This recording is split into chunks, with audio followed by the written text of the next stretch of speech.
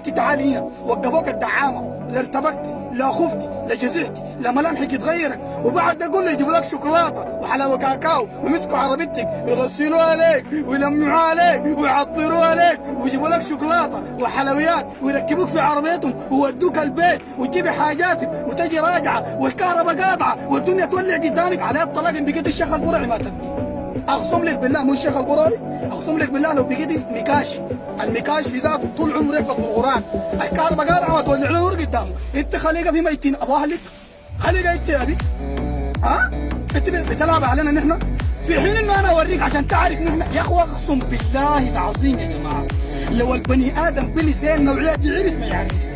طيب في خبر ثاني، السودان لكن نستاهل نحن لانه الابتيكات بيعظموا البيت، لانه الابتيكات ما بيعظموا البيت.